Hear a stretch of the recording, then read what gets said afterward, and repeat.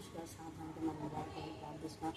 ప్రతి ప్రయాణికుని ప్రయాణం శుభ్రం చేయమని ప్రార్థిస్తున్నాం తండ్రి. లేదా మరి ఈ సమయంలో ఆపరేషన్ చేయడానికి ఆపరేషన్ సక్సెస్ చేయండి. మీ ఎందుకు మృతులైన కుటుంబాలకు మీరే ఓదార్పు దయచేయండి. ఎల్లప్పుడూ నిన్ను ఆంటలు జీవించే జీవితం దయచేయమని ఇలా చేసిన ప్రార్థిస్తున్నాం తండ్రి. యెహోవా మీ మధ్య ఉన్నాడు, ఆయన శక్తిమంతుడు. దేవా బిడ్డల ముందే ఈ లేఖన భాగం నేర్చుకున్నందుకు మేము స్తుతిస్తున్నాం. దుష్టుల సంఘం నుంచి మమ్మల్ని విడిపించిన దేవా మీకే స్తోత్రం. దుష్టులతో మేము సహవాసం చేయకుండా మీ జ్ఞానం దయచేయుగాక.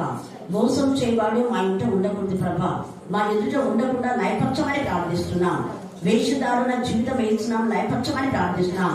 యథార్థంగా సత్యంగా దేవానికి మహిమకరంగా మేమందరం జీవించడానికి మీ సహాయం దయచేస్తున్నందుకు మేము స్తుతిస్తూ బిడ్డలు చెప్పిన లేఖన భాగాలన్నీ కూడా మా అందరి చుట్టాలో ఫలింపచేయమని చేస్తున్నామని ప్రార్థిస్తున్నాం తండ్రి. ఆమేన్, ఆమేన్, ఆమేన్. చేసిన దానికి ఖచ్చితంగా శిక్ష అనుభవించాల్సిందే. అందుకనే ఆయన చేసిన తప్పిదములకు 7 సంవత్సరాలు భయంకరమైన నరక యాతన అనుభవించినాడు నెబుకద్నెజర్ రాజు. అయితే ఆయన పశ్చాత్తాపం దేవుడికి ఎంత ఇష్టమైందో, అందుకనే గతంలో కంటే ఆయన హెచ్చించాడు. హల్లెలూయా, హల్లెలూయా, హల్లెలూయా, హల్లెలూయా, హల్లెలూయా. తప్పు చేయడం మానవ నైజం, కానీ దాన్ని ఒప్పుకొని విడిచిపెడితే అనేక ఆశీర్వాదాలు ఉన్నాయి. పశ్చాత్తాపాన్ని కలుగ చేసేది కూడా పరిశుద్ధాత్ముడే. ఎందుకంటే ఆయన తీర్పుల గురించి పాపముల గురించి ఒప్పింప చేస్తాడు. ఆత్మ ఎవరిలో పనిచేస్తుందో వాళ్ళు తప్పులు ఖచ్చితంగా ఒప్పుకుంటారు, కానీ కప్పుకోరు. పరిశుద్ధాత్మ పనిచేసిన వాళ్ళు ఖచ్చితంగా వాళ్ళ తప్పులు వెంటనే ఒప్పుకొని సరి చేసుకొని రోషంగా దేవుని బిడ్డగా జీవిస్తారు. అలాగా జీవించిన వాళ్ళకందరికీ బ్లెస్సింగ్స్ వచ్చాయి. దావీదు పశ్చాత్తాపానికి దావీదు చిగురు, దావీదు తాళం చెవి, యూదా గోత్రం సింహంగా, యేసయ్య ప్రకటన గ్రంథం వరకు దావీదు పేరును దేవుడు రాస్తాడు. అలాగా పశ్చాత్తాపడి నయోమికి ఏమీ లేని జీవితంలో ఆమె సమృద్ధి అయిన జీవితాన్ని దేవుడు ఇస్తాడు. మారాలాగా ఉన్న ఆమె జీవితాన్ని ఆమె పేరుకు తగినట్టుగా మాధుర్యమైన జీవితమే అందిస్తాడు. తర్వాత రెండవ దొంగ పశ్చాత్తాపడినందుకు ఎక్కడికి వెళ్ళాడు? ఎంత గొప్ప కృప! ఎవర్ లాస్టింగ్ లైఫ్, నిత్య జీవం. ఇవన్నీ కూడా ఇప్పుడు ఈ యొక్క దావీదు రాజు తన ప్రాపర్టీని, తన విజయాన్ని అన్ని ఎన్నున్నా కూడా దేవుని యొక్క రాజ్యంలో ఉండడం ఎంత గొప్ప కృప. ఎవర్ లాస్టింగ్ లైఫ్ లో ఉండిపోయాడు రెండవ దొంగ. ఇంక్లూడింగ్ దావీదు కూడా అనుకోండి. కానీ దొంగగా ఉండి అతని యొక్క మాతృ క్షణములో పశ్చాత్తాపడ్డాడు. పక్కనున్న వాడు గర్వంతో ఏమేమో మాట్లాడినాడు కదా. అందుకే నోటికి కాపు పెట్టుకోవాలి. నేను చాలా మందికి మౌనంగా ఉన్నాను. కరుణా పీఠంలో వచ్చినప్పుడు మనం ఎంత మౌనంగా ఉంటే అంత ఆశీర్వాదం. మౌనంగా ఉండండి అని చెప్పినా కూడా మాట్లాడినారు అనుకో, దాన్ని ఏమంటారు? వెరీ గుడ్, కరెక్ట్ చెప్పింది, కరెక్ట్ నిర్వచనం. గర్వం అంటారు. గర్విష్టంలో దేవుడు ఏం చేస్తాడు? పిల్లలు చెప్తాను, గర్విష్టం ఏం చేస్తాడు? Very good, God bless you. ఎట్లా చూడండి, ఆత్మ పనిచేస్తా ఉంది. గర్వం వలన ఏమైతుంది? నాశనం అవుతుంది, అవమానం. అహంకారం వెంబడి ఏమొస్తుంది? అవమానం. అహంకారం అనేది అస్సలు పనికిరాదు. మన స్థితి, మన గతి ఏదో మనం తెలుసుకోవాలి. ఆ దొంగ అరే మనం చేసిన తప్పు కదా అని చెప్పి ఒప్పుకున్నాడు. కానీ మొదటి దొంగ అహంకారంతో గర్వంతో ఉన్నాడు కాబట్టి వాడు నరకానికి వెళ్ళిపోయినాడు. అలాగా కింగ్ సౌలు కూడా అహంకారంతో తప్పు ఒప్పుకోలేదు. అతని కూడా అంతే. దాని యొక్క రాజ్యం మరి విభాగించబడింది. తన యొక్క కొడుకుల్లో ఎవరు కూడా రాజ్య వారసులు కాలేదు. కింగ్ సొలొమోన్ కూడా తర్వాత చివరన దేవునికి అహంకారించి, అంటే దేవునికి ముందు ఉన్నటువంటి ఇచ్చిన సమయాన్ని ఇవ్వలేదు. ముందు ఉన్న భయం భక్తి లేకుండా ఉపపత్నుల యొక్క మాటలు విని, తన యొక్క భార్యల మాటలు విని దేవుని విడిచిపెట్టి వేరే మనసు వచ్చింది కాబట్టి అతను దేవునికి కోపం పుట్టించేలాగా చేశాడు. కోపం చేసిన దేవుడికి మొదటంతా ప్రేమించినాడు, కానీ తర్వాత కోపానికి గురైపోయినాడు. అలాగ తిరుగుబాటు మనస్తత్వం కానివ్వండి, దేవుని ఇవ్వవలసిన ఘనత ఇవ్వకుండా వేరే దానికి ఇచ్చినా కూడా మనం దేవుని యొక్క కోపానికి, ఆగ్రహానికి, ఉగ్రతకు గురైపోతాం. అలాగా అబ్షాలోము, అలాగా అమ్నోను కూడా దేవునికి విరోధమైన పాపం చేసి మరి పాపం చేసినాడు. పశ్చాత్తాపడకుండా మళ్ళీ అక్కడ చెల్లెళ్ళు దీన్ని బయటికి తోసేయండి, తలపేయండి అంటాడు సిగ్గు లేకుండా.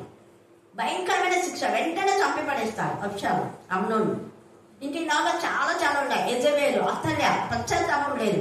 మరి అతల్య గురించి చూస్తే భయంకరమైన శిక్ష అతల్యకు వస్తుంది. చూడండి అక్కడ మనం చూస్తే 23 రెండవ దినవృత్తాంతములు 23వ అధ్యాయము 11వ వచనం చదవండి.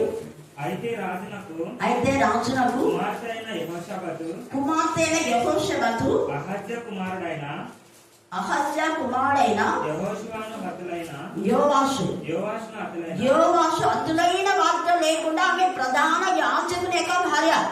యెహోషాబా ప్రధాన యాజకుని భార్య ఉండవలసిన లక్ష్యం ఏంటంటే ఒక వ్యక్తిని చంపుతున్నప్పుడు చంపకుండా కాపాడాలి, ఆత్మను రక్షించాలి. ఒక విశ్వాసి దేవుని పిల్లలు అనుకుంటే రక్షించే వారుగా ఉండాలి, కానీ భక్షక వారుగా ఉండకూడదు. ఈమె రక్షించింది. అందరు చనిపోతున్నారు అక్కడ, ఆ కుమారుడు చనిపోకుండా కాపాడి రోజు ధర్మశాస్త్ర గ్రంథాన్ని తెలియజేసి సీక్రెట్ గా పెట్టి దేవుని మందిరంలో ఉంచి వాడిని పెంచి ఆ యొక్క తర్వాత 6 సంవత్సరంలో తనే వెళ్తుంది. 14-15 మీరు చదువుకోండి, 6 సంవత్సరాలు మాత్రమే. తర్వాత ఆ కుమారుడు తీసుకొచ్చి ధర్మశాస్త్రం ఇచ్చి 14 వచ్చి చదవండి. 23-14. అప్పుడు యాజకుడైన యెహోయాదా యెహోవా మందిరంలో ఆమెను చంపవలదు. ఆమెను పంక్తున. ఎందుకంటే ఎప్పుడైతే ఈ కుమారుని రాజు చేసి ధర్మశాస్త్రం అంతా మీరు చదవండి, టైం లేదు కాబట్టి నేను క్లుప్త వివరణ. ఆ కుమారునికి ఏం చేస్తాడు తెలుసా? యెహోయాదుకు కుమారులున్న వాళ్ళను కాకుండా పెంచిన ఈ కుమారునికే రాజు చేసి ధర్మశాస్త్రం ఇచ్చి పట్టాభిషేకం చేస్తే వెంటనే ఇది గట్టిగా వస్తుంది అర్థంగా. అయ్యో నాకు వాళ్ళ కుమారుని చంపినారా రాజు అందరూ చంపేస్తుంది. చంపి తన రాణిగా ఉంటది. తన రాణిగా ఉన్న ఈ సమయంలో సీక్రెట్ గా ఇక్కడ యోవాషును పెంచుతాడు. ఆ తర్వాత యోవాషును పట్టాభిషేకం చేస్తే యాజకుడైన యెహోయాదా అప్పుడు గట్టిగా కేకలేసి వస్తుంది. 15వ వచనం చదవండి. ఆమెకు దారిచ్చి రాజనగరం వద్దనున్న గుర్రపు గుమ్మముల యొక్క ప్రవేశ స్థలములకు ఆమెను వచ్చినప్పుడు వారు ఆమెను అక్కడ చంపేస్తాను. దేవుని మందిరంలో వద్దు అన్నారు. వద్దని కేకలు వేసుకుంటా బయటకు వస్తుంది, అక్కడ చంపుతాను. ఈమె చచ్చిపోతేనే పట్టణం అంతా నెమ్మదివుతుంది. 21 చదవండి. దేశ జనులు అందరం చేసుకోండి. ఒక్క అత్తల్యాన్ని బట్టి సంఘాలు పాడైపోతున్నాయి. ఒక్క అత్తల్యాన్ని బట్టి దేశాలు పాడైపోతున్నాయి. ఒక్క అత్తల్యాన్ని బట్టి మరి తర్వాత ఈ యొక్క ప్రాంతములు, వీధులు లేదా పట్టణాలు, చెడు స్త్రీలు ఒక్కరు ఉంటే పట్టణము, వీధులు, దేశం పాడైపోతాయి. ఇక్కడ ఈమె చనిపోతే దేశమంతా ఏం చేసిందంట? అందరు చెప్పండి, దేశమంతా సంతోషించిరి. దేశమంతా సంతోషించిరి. సంఘములను పాడు చేసే వాళ్ళు ఎప్పుడు వెళ్ళిపోతారో అప్పుడు సంఘానికి కూడా క్షేమం వస్తుంది, సంతోషం వస్తుంది, ఆనందం వస్తుంది, అభివృద్ధి, ఆత్మలో అభివృద్ధి. ఆత్మలో మీరంతా ఇప్పుడు ఇందాక ఎంత చక్కగా పాడగలిగిన వాళ్ళందరూ పాడినారు. ఎవ్వరు మౌనంగా లేదు. ఆడగలిగిన వాళ్ళంతా పాడడానికి దేవుడు ఎంత చక్కటి అవకాశం కరుణాపీఠంలో. ప్రార్థించే వాళ్ళు ప్రార్థనలో ఏకీభవించి అందరు ప్రార్థన చేస్తారు. కలిసి చెయ్యండి అన్నప్పుడు అందరూ కలిసి యేసు యొక్క రక్తమును అన్నప్పుడు దేవుడు ఆ రక్తమును ప్రోక్షించినాడు. సమయమని సంతోషమ్మ, అరుణమ్మ, తర్వాత రహేలు, ఇంతకుముందు మనీకి కూడా, అఖిల్ కూడా. కానీ అఖిల్కి ఒక్క డ్రాప్ పడింది, ఒక్కటే డ్రాప్. ఇంకా దేవుడు ప్రకటించాలని ప్లాన్ చేయాలి. ఎందుకు నేను చెప్తున్నా అంటే దేవుని యొక్క ప్రత్యక్షత అంత ఉంటుంది. అర్థానికి బాగు నుంచి మీరు పాడినారు. దేవునికి అది ఇంపైన శ్వాస యాగం అయిపోయింది. అందుకనే దేవుడు తన యొక్క మరి సన్నిధిలో ఉన్నటువంటి వధింపబడిన గొర్రెపిల్ల అక్కడ ఉంది. అక్కడ నుంచి మన పైన రక్తం ప్రోక్షిస్తారు. హల్లెలూయా, హల్లెలూయా, హల్లెలూయా, హల్లెలూయా, హల్లెలూయా, హల్లెలూయా. ఆయన రక్తం చుక్క ఒక్కడి వల్ల మన జీవితాలకు ప్రక్షాళన, మన ఆత్మకు మనసుకు శరీర కల్మషం నుండి దేవుడు పవిత్రంగా చేస్తాడు. పరిశుద్ధత నుంచి అతి పరిశుద్ధంలోనికి మనం వెళ్ళిపోవాలి. ఇంకెప్పుడు దేవుని గణపరచేటువంటి ఆ జీనే మనకు ఉండాలి. ఇక్కడ ఈమె ప్రధాన యాజకుని యొక్క భార్య యెహోషాబా ఎంత ఇదిగా ఆ కుమారుడు, తనకు కుమారులు ఉన్నారు కానీ తన కుమారుడు రాజు చేయాలి. మీరు అదని చదువుకోండి. తన కుమారులున్నా ఈ కుమారునికే పట్టాభిషేకం చేశారు. అది అంటే న్యాయంలో వాళ్ళు పాలించినారు. న్యాయ విధానంలో వాళ్ళు వెళ్ళిపోయారు. యాజకులు అంటే లేదా అధిపతులు అంటే లేదా కాపర్లు అంటే న్యాయమైంది ఏదో ఆ పద్ధతిని చేయాలి. హల్లెలూయా హల్లెలూయా హల్లెలూయా. ఇక్కడ అందుకనే అంటే దేవునికి విరోధంగా ఉన్న వాళ్ళు దేవుడు ఎవెన్ లాస్టింగ్ వాళ్ళకు శిక్ష ఉంటది. ఇక్కడ నెబుకద్నెజర్ రాజు అయితే పశ్చాత్తాపడ్డాడు కాబట్టి ఎంతగా దేవుడు ఆశీర్వదించి మనం చూస్తే ఆ 34 నుంచి 37 దాకా మీరు ఇంటికి వెళ్ళాక చదవండి. దానియేలు 4వ అధ్యాయం 34 నుంచి 37 దాకా చదివితే అతని పశ్చాత్తాపానికి ఏం చేస్తున్నాడు దేవుడు అంటే అతన్ని స్థిరపరిచినాడు, మరి ఎక్కువ ఘనత నొందినాడు. అతడు తర్వాత దేవుడి యొక్క కార్యముల గురించి పరలోకపు రహస్యం గురించి ఆయన ఎంతగా ప్రశంసించి మరి ఆ సాక్ష్యం ఇస్తాడు. ఇచ్చి గర్వంతో నటించు వారిని ఆయన అనుపశక్తి మరియు ఆయనను స్తుతించుచు కొనియాడుచు ఘనపరచుచు ఉన్నాను అంటున్నాడు. అంటే మీరు కంటిన్యూగా చేస్తాను చనిపోయే వరకు నెబుకద్నెజరు దేవుని మహిమపరచాడు. కానీ బెల్షస్సరు అలా కాదు. బెల్షస్సరు దేవుని యొక్క క్రియలన్నీ తెలిసి కూడా తప్పు చేస్తున్నాడు. ఎంత దేవుని యొక్క మందిరం మళ్ళీ చెప్తున్నా, ఎవడైనా కూడా దేవుని మందిరంలో పాటు చేస్తే దేవుడు వాళ్ళు ఏం చేస్తాడు? ఇక్కడ దేవుని మందిరం కాదు కానీ మందిరంలో ఉన్న ఉపకరణాలు మళ్ళీ చెప్తున్నా, కరుణాపీఠం దగ్గర ఉన్న ప్రతి వస్తువు ప్రతిష్ఠితమైందే.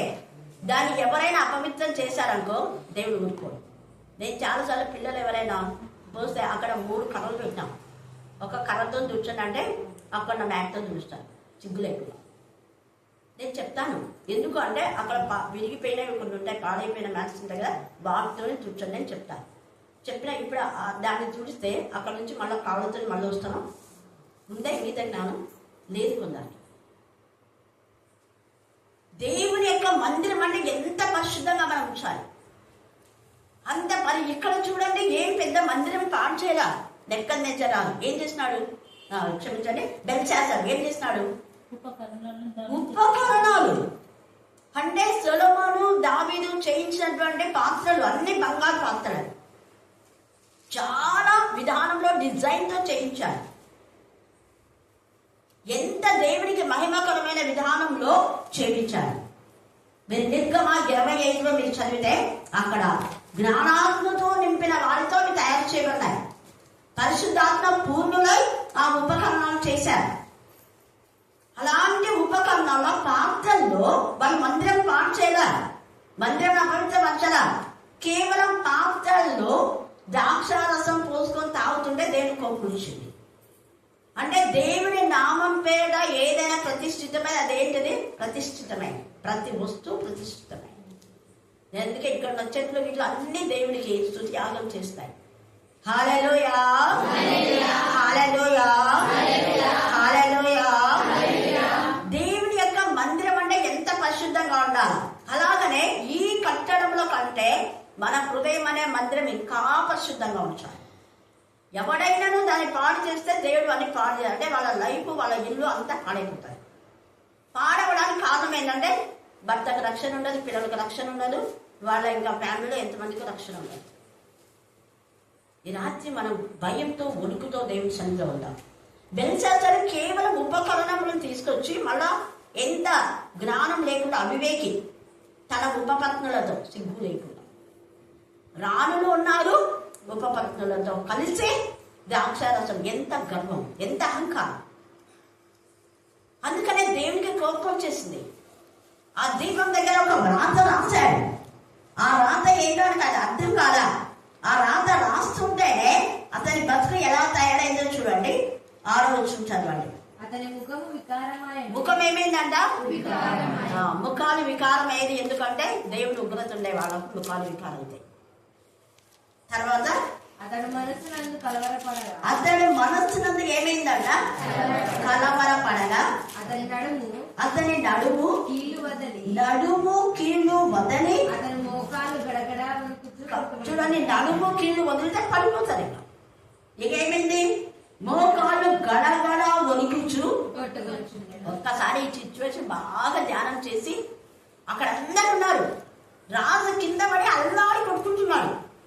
ఫిట్స్ వచ్చేవాళ్ళు కొట్టుకుంటారు కదా, ఫిట్స్ వచ్చే వాళ్ళు సేమ్ ఇదే పడిపోతారు, గట్టిగా కొడుతుంటారు. కొంతమంది మొన్న రీసెంట్గా చనిపోయింది భాగ్యమ్మ పాస్తం అని. ఆమె భయంకర దురాత్మ పడినప్పుడు మంచం మీద ఆమె ఇంత పైకి లేచి మళ్ళీ పడేదంట. పోయిన తర్వాత మంచిగా సేవలో వాడబడింది, మంచిగా ఆత్మీయంగా ఉంటే ప్రభునందు నిధించున్నాను. నంద్యాల పాస్టమ్ ఇక్కడ కూడా వచ్చింది 2-3 times. మేరీ వాళ్ళ బంధువు తెలుసు అనమాట, నంద్యాలలో ఇప్పుడు పాస్టమ్ అన్న. రీసెంట్గా చనిపోయింది, ఒక 1 month ఉంటాడు. దీవెన అంటే చెప్తుంటా కదా నేను, ఆంటీ వాళ్ళ యొక్క తమ్ముడు భార్య బిషప్ అన్న, ఐజక్ బాబు అంటారు అన్నం.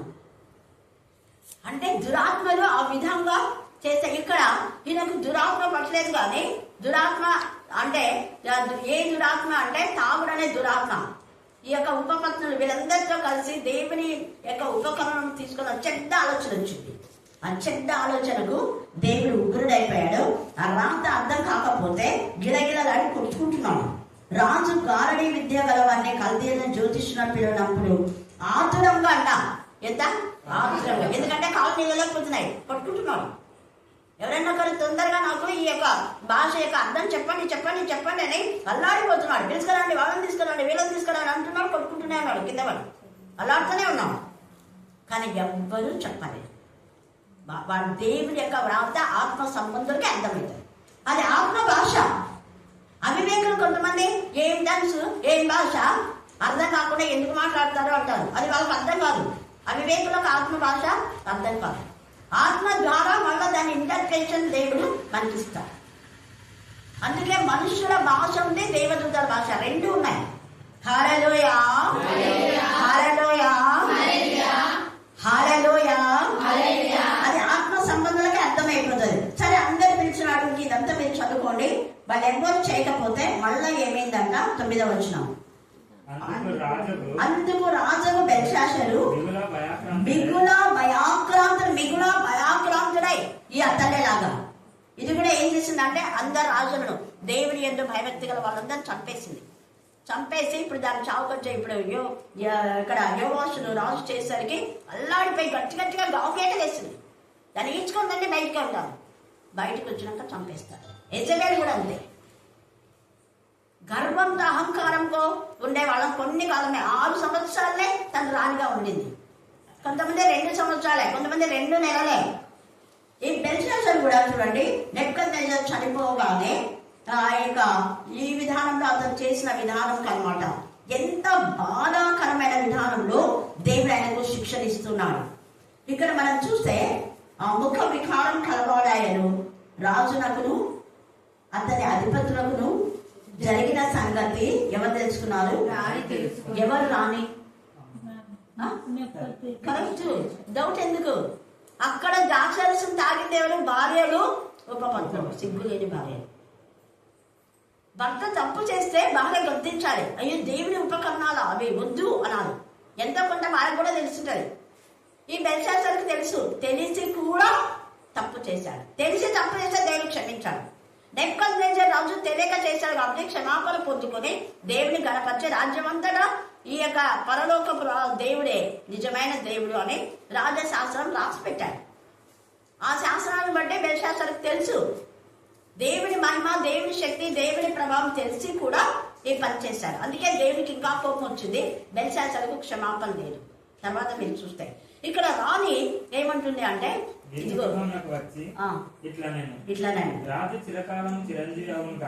రాజు అంటే ఆమె ఇన్నర్ మీనింగ్ తో చెప్తుంది. రాజు చిరకాలం చిరంజీవి ఎవరు కాక అంటే ఆమెకు అర్థమైపోయింది. దేవుడి ఉపకరణం ఇలా చేశాడు, వీడు ఖచ్చితంగా వీడు చేస్తాడని అర్థమైపోయింది. చిరంజీవి ఎవరు కాక ఒకటి చెప్పాలా, చిరంజీవి అన్నంత మాత్రం చిరంజీవి కాదు. చిరకాలం అంటే చిరంజీవే. చిరంజీవి అంటే చిరకాలం జీవించు అని అంటాం. తెలుగులో మీరు డిక్షనరీలో చూడండి, చిరంజీవి అని పెట్టింటారు అక్కడ. పెళ్లి దాంట్లో చిరంజీవి అంటే చిరకాలం జీవించేవాడు అని అర్థం. దానికి సజీవంగా ఎల్లప్పుడూ నీ వివాహంలో నువ్వు ఎల్లప్పుడూ జీవించుదుగాక, దాన్ని చిరంజీవి. చిరంజీవి సుఖీభవ అంటారు. అంటారా బాబా? విన్నావా? Very good. ఎందుకంటే హిందీలో తెలిసి ఈ పదాన్ని ఎక్కువ హిందువులు యూజ్ చేస్తారు. మన వాళ్ళు సజీవంగా అని అంటారు, నిత్య జీవం అంటారు మన వాళ్ళు. వాళ్ళకు వీళ్ళకి తేడా ఇదే. కాబట్టి ఇక్కడ చిరకాలం అంటే ఎల్లప్పుడూ ఉంది. ఆమె ఎల్లప్పుడూ జీవించుడు కాకుండా జీవించినాడా? ఎల్లప్పుడు దీవించింది ఆమె. మనం ఏమంటుంటామంటే శపించకూడదు, దీవించుడని ఉంది కదా. దీవెనలు ఉంటేనే దీవెనలు వస్తాయి. ఇక్కడ నేర్చుకోండి. శాపాలు ఉంటే నువ్వు దీవించినా అదేమైపోతుంది? శాపమే. దేవుడు దీవిస్తేనే దీవెన. మనం నోటి మాట దీవించుడు అంటే దీవెన కాదు. నోటి మాట శపిస్తే శాపాలు కావు. ఆశీర్వాదాలు ఉన్న వాళ్ళకి ఎప్పుడు ఆశీర్వాదమే, శాపాలు ఉన్న వాళ్ళకి శాపమే. నువ్వు దీవించినా శాపమే, దీవించకపోయినా శాపం. ఇక్కడ ఈమె చిరకాలం జీవించును కాక ఉంది. చిరంజీవి ఆడజీవి చూడండి ఎంత తొందర చచ్చిపోతాడు అన్న ఉద్దేశ. అప్పుడు అంటుంది, ఏమంటుంది చూడండి, నీ తలంపులు నిన్ను కలవరపరచని. ఎంత ధైర్యం చెప్తా ఉంది. నిజంగా తల్లి ధైర్యాన్ని బట్టి కొంత ధైర్యపడ్డాడు. తల్లి కాబట్టి ఎంత ఇదిగా బుద్ధి చెప్పి, నీ తలంపులు నిన్ను కలవరపరచ నీయగుము. ఫెయిత్ తో, హోప్ తో చెప్తా ఉంది. నీ మనస్సు నిబ్బరంగా ఉండనేమో. నీ రాజ్యంలో ఒక మనుష్యుడున్నాడు. చూడండి, నీ రాజ్యంలోనే ఉన్నాడు ఒక మనుష్యుడు. నువ్వు గుర్తించరా? సంకల పిల్లలు పెట్టుకొని ఊరంతా ఎదుగుతున్నావు. కల్తీల గిరిజలు అందరూ వినిపించాం, దానియేలు వినిపించాలి. అంటే నెబుకద్నెజరు దానియేలు ఎంత హింసించాడు. ఇతను రాజు అయితేనే దానియేలు మరుగున పట్టేశాడు. దానియేలు మాత్రం దేవుడు స్తుతిస్తున్నాడు. దేవ నా టైంలో దాన్ని హెచ్చించు దేవ. కొంతకాలం మౌనంగా ఉన్నాడు దానియేలు. ఇంత చేశాడు దానియేలు. అక్కడ ప్రజలంతా తెలుస్తుంది కదా, రాజులంతా తెలుస్తుంటారు. అవునో కాదా? దానియేలే ప్రధానమంత్రిగా చెయ్యి అని చెప్పి ఉండాలి. కానీ వాళ్ళందరూ చెప్పారు, జరిగిన సంగతులన్నీ చెప్పారు. తామే ప్రధానమంత్రులుగా ఉండాలని, తామే అధికారిగా ఉండాలని, తామే చైర్పర్సన్గా ఉండాలని, గతంలో దావీదుని దేవుడు ఎంత వాడుకున్న విధానంలో ఆ దావీదు గురించి సౌలుకు తెలిసి కూడా దావీదు పైన కక్ష కొన్నాడు. దానియేలు గురించి వీళ్ళందరికీ తెలిసి కూడా దానియేలు పైన నేరారోపణ చేశారు. దానియేలు అయితే మౌనంగా దేవునికి అప్పగించాడు. దేవ నా కాలంలో నువ్వు మళ్ళీ నన్ను లిఫ్ట్ చేస్తావు, నాకు తెలుసు ప్రభా అనుకున్నాను. తల్లి వచ్చి బుద్ధి చెప్తా ఉంది. అతడు చూడండి ఎంత చక్కగా సాక్ష్యం ఇస్తుంది. నెబుకద్నెజరు యొక్క భార్య, ఈ బెల్షాజర్ యొక్క తల్లి, అతనికి మామూలు కాదమ్మా, దేవతల ఆత్మ గలవాడు. నీ తండ్రి కాలంలో అతనికి మామూలు జ్ఞానం కాదు, తత్వ జ్ఞానము, మాంత్రిక జ్ఞానము, శుద్ధ శక్తుల జ్ఞానము, కల్తీల జ్ఞానం కాదు. కల్తీలు చాలా కన్నీ, అది కాదు, దైవికమైన జ్ఞానం. జ్ఞానమును బుద్ధియు తెలివియు గలవాడై ఉండుట నీ తండ్రి కనుగొనను కనుక. ఈ జ్ఞానము, బుద్ధి, దైవ జ్ఞానమును బుద్ధియు అనే మాట మనం ఎప్పుడు యాకోబు 3:17 మర్చిపోకూడదు. తర్వాత ఆ పరిశుద్ధత ఉన్నందుకే ఈ జ్ఞానం వచ్చింది. తర్వాత 1 కొరింథీ 12వ అధ్యాయంలో అది వరం. బుద్ధి వాక్యము, జ్ఞాన వాక్యం. బుద్ధి వాక్యము, జ్ఞాన వాక్యం ఉందంటే వెంటనే ఈ ఒక్క వచనంలో మనకి ఎన్ని రెఫరెన్స్ దేవుడు చెప్తాడు, 100 రెఫరెన్స్ గుర్తు చేస్తాడు జ్ఞానంతో. తర్వాత దాని అర్థాన్ని కూడా దేవుడు తెలియజేస్తాడు. తర్వాత ఈ బుద్ధి ద్వారా జరగబోయే వాటి, జరగనున్న వాటిని కూడా దేవుడు మన బుద్ధి ద్వారా మనం తెలుసుకోవచ్చు. ఫలాని వాళ్ళకి ఇది జరుగుతుంది, ఫలాని వాళ్ళు ఆశీర్వదించబడతారు, ఫలాని వాళ్ళకి శోధన వస్తుంది, కలవరం వస్తుంది. ఈరోజు ఎవరో ఎందుకో నాకు చాలా కలవరం ఉంది అన్నారు. ఎవరు మధ్యాహ్నం ప్రార్థన, మరియమ్మ కోసం ప్రే చేయండి. తర్వాత చూడండి, రాజేష్ మరియమ్మ కోసం ప్రే చేయండి. ఇక్కడ నీ తండ్రి కాలంలో అతడి దైవ జ్ఞానం వంటి జ్ఞానము, బుద్ధియు, తెలివియు కలవాడై ఉండుట. ఇందాక పిల్లలు చెప్తున్నారు, జ్ఞానము, తెలివి అంటే యెహోవా యందు భయభక్తి కలిగి ఉండుటయే జ్ఞానము మూలము. పరిశుద్ధ దేవుని గురించిన మరి ఆ వివేచన అది మనకి ఇస్తాడు అనేది 9:10 ఉంటుంది. సామెతలు 1:7 మరి యెహోవా యందు భయభక్తి కలిగిన జ్ఞానం మూలమని సెలవిస్తాడు. ఆ విధానంలో దావీదు ఉన్నాడు కాబట్టి ఇవన్నీ ఆయనకు ఉన్నాయి. ఆయనకు జ్ఞానం ఉంది, బుద్ధి ఉంది, తెలివి ఉంది. తర్వాత దేవుని ఆత్మ కలిగినటువంటి లక్షణాలే ఇవే. తర్వాత సామెతలు 9లో అక్కడ 7 స్తంభములను చెప్పుకుంటుంది. పరిశుద్ధాత్మ గురించినటువంటి వివేచన అక్కడ ఉంది. 9 సామెతలు మీరు 1-2 వచనాలు చదువుకుంటే 7 స్తంభములు అని ఉంది. అది ఆత్మ సంబంధమైనటువంటి 7 ఆత్మలు. నీ తండ్రి అయిన రాజులు, నెబుకద్నెజరు, శకున గాంధర్వులు, గాలిని విద్య గలవారికి, కల్తీలకును, దూషించులకును ఎక్కడి నుంచి అంట పై అధిపతిగా అతను నియమిస్తే నువ్వు ఆయన పిలిచకుండా ఎవరైనా తొట్టిగా పిలిచినావు.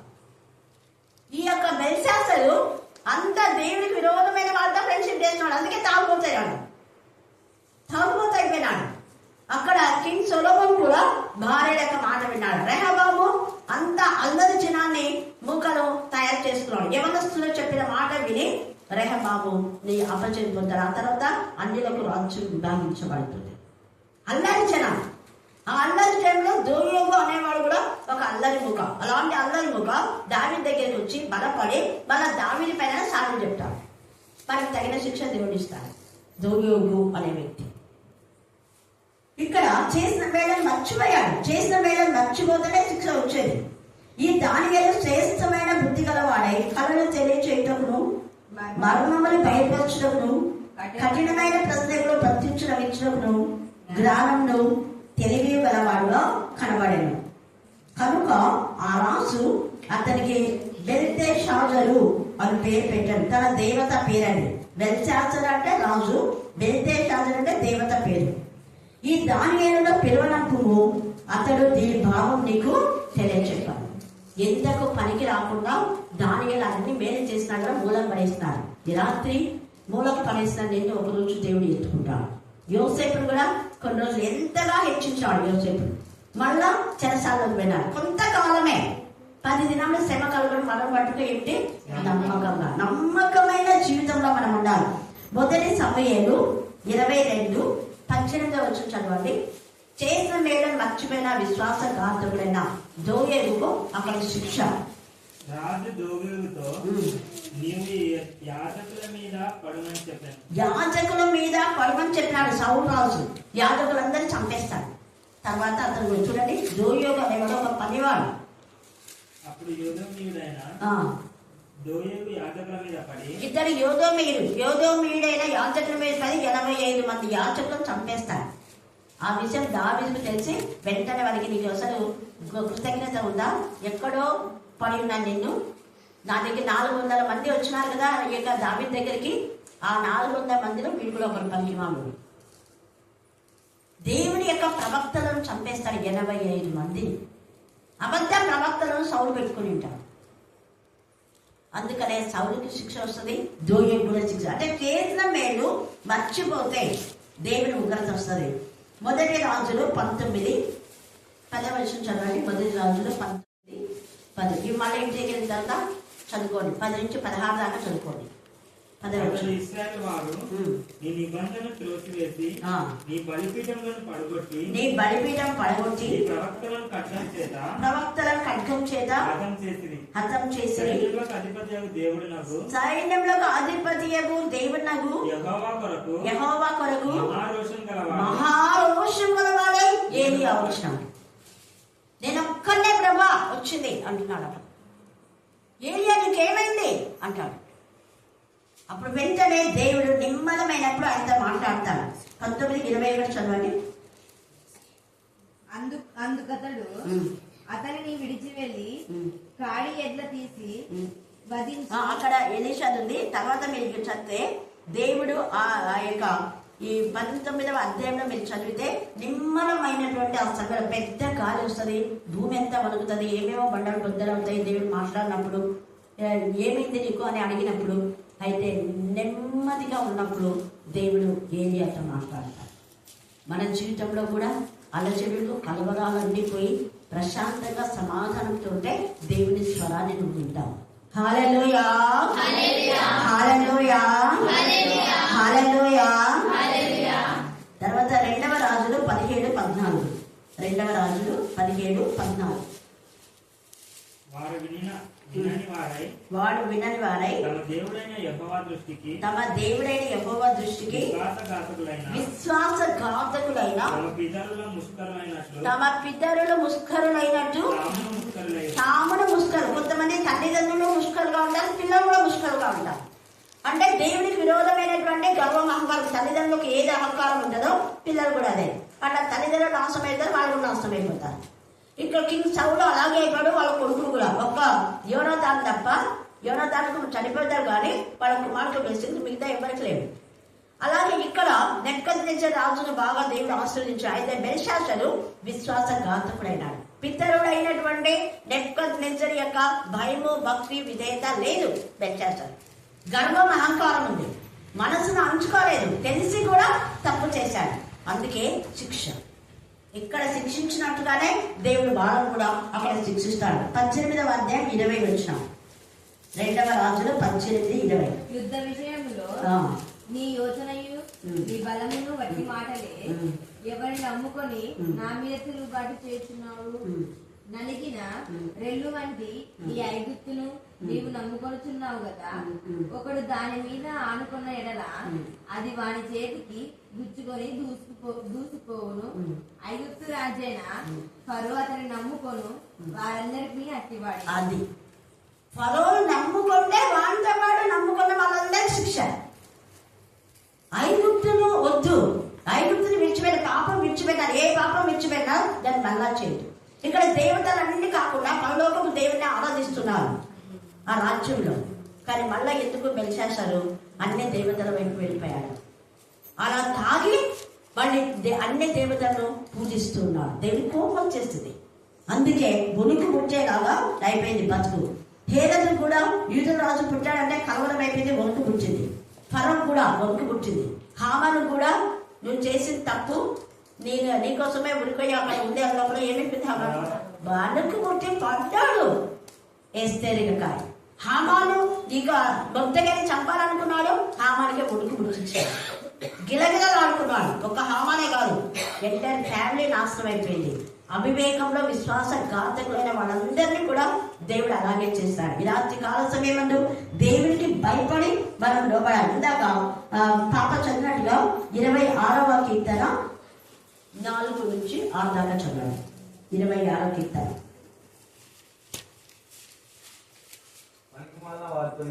అది మనం ఎవరితో సాంగత్యం చేయకూడదు, ఇది కంటెం చేయడు. ఒకటి పనికి మాల వారితో సాంగత్యం చేయకూడదు.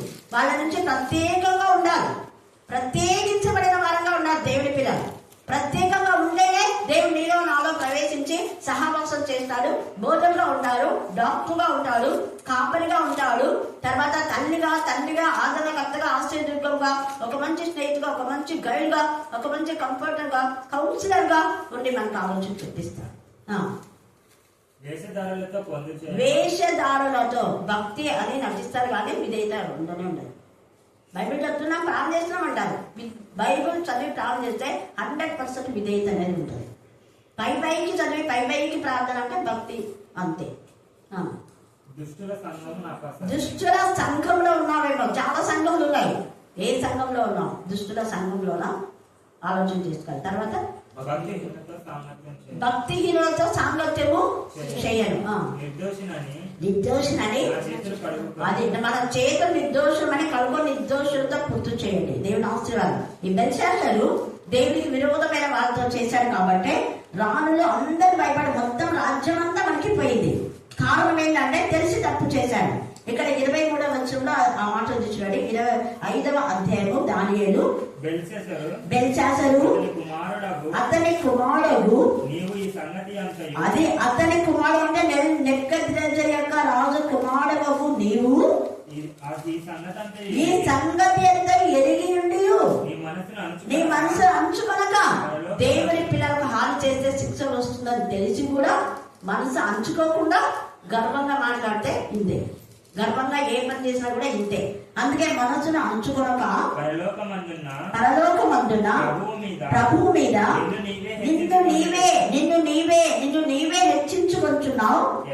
హెచ్చించుకొంటివి ఎట్లనగా నీవును నీ అధిపతులు. చూడండి, రాజు అధిపతులను, నీ రాణులను, నీ ఉపపత్తులను దేవుని ఆలయ సంబంధము ఉపకరణములలో ద్రాక్షారసము పోసి తాగవలనని వాటిని తెచ్చి ఇచ్చుకొని వాటితో తాగుచు చూడనైనను విననైనను గ్రహింపనైనను చేత కాని వెండి బంగారు ఇత్తడి ఇనుము కర్ర రాయి అను వాటితో చేయబడిన దేవతను స్తుతించుదురు గాని నీ ప్రాణములు నీ సకల మార్గములను ఏ దేవుని వశంలో ఉన్నావో ఆయన నీవు ఘనపరచలేదు. కంఠం చేయండి వాక్యం. దేవుడి పిల్లలు గణపరచని వాడిని దేవుడు కూడా గణపరచాడు. ఆయన గణపరచేవాడిని ఆయన కూడా హెచ్చిస్తాడు, గణపరుస్తాడు. అపవిత్రత అంటే అస్సలుగా దేవుడికి నచ్చదు. పరిశుద్ధతయే దేవుడికి తగులు. ఎన్నటెన్నటికీ పరిశుద్ధతయే తగులు. 90 కింద 5. ప్రకటన 4:8. ప్రకటన 8వ అధ్యాయంలో 1, 2, 3 వచనాల్లో ఉంది. పరిశుద్ధుల ప్రార్థన పరములకు చేర్చబడతాయి. ప్రకటన 5లో కూడా ఉంది. ఆ ప్రార్థన పరిశుద్ధుల ప్రార్థనే. పరిశుద్ధత పరిశుద్ధత పరిశుద్ధత. మొదటి పేజీ 1:14 పరిశుద్ధత. ప్రకటన గ్రంథము 1వ అధ్యాయం 16లో ఆయన కన్నులు సూర్యకాంతి అగ్ని జ్వాలమయమై ఉంటాయి. పరిశుద్ధత పరిశుద్ధత పరిశుద్ధత పరిశుద్ధత. కాబట్టి మనం పరిశుద్ధంగా ఉందాం. దేవునికి విరోధమైన ఆలోచన నుంచి విడుదల పొందాం. దేవునికి విధేయులుగా ఉందాం. దేవుని కనపరుస్తాం, దేవుని మహిమపరుస్తాం, ఆయన ఆత్మతో సత్యంతో ఆరాధిస్తాం. అప్పుడు ఎంతగానో దేవుడు మనం ఆశీర్వదిస్తాడు. ఇక్కడ ఈ బెల్షాజర్ ఆ తర్వాత చచ్చిపోతాడు. ఎంత ఇదిగా అక్కడనే వెంటనే ఆయన చూడండి 29వ వచనం కాదు 30 వచనం. ఆ రాత్రి ఎందే ఒండేలోనే ఉగ్రత. ఆ రాత్రి ఎందే కల్దీయుల రాజుకు బెల్షాజరు హతుడాయను. మాధుడకు ధైర్యావేశు 62 సంవత్సరముల వాడై సింహాసనం ఎక్కాను. ధైర్యావేశం చాలా మంచిగా ఉంటాడు. ఈ రాజు మంచిగా నెక్కదిరేచర్ లాగానే. అందుకే ధైర్యవేశ యొక్క రాజ్యంను దేవుడు స్థిరంగా. తర్వాత కోరేషు గురించి దేవుడు ఎంత బ్లెస్ చేస్తాడు. అది వచ్చే మరి ధ్యానం అంశంలో మనం ధ్యానం చేసుకుందాం. దేవుడు ఈ లేఖన భాగాన్ని దీవించి ఆశీర్వదించుగాక. ఆమేన్ ఆమేన్ ఆమేన్.